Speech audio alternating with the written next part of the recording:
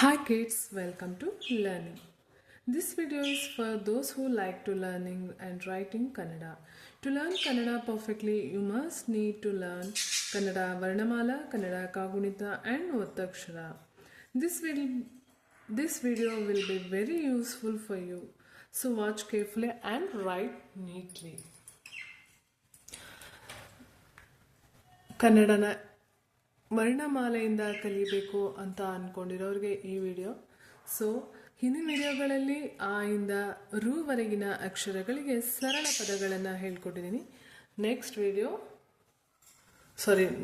Letter A.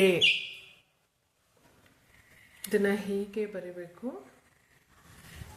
ಇದೇ ಥರ ಬರೋದ್ರಿಂದ ಕನ್ನಡನ ನೀಟಾಗಿ ನಾವು ಬರಿಬೋದು.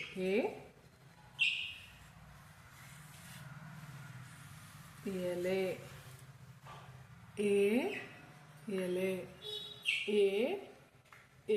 ಎಲೆ ಅಂದರೆ ಲೀಫ್.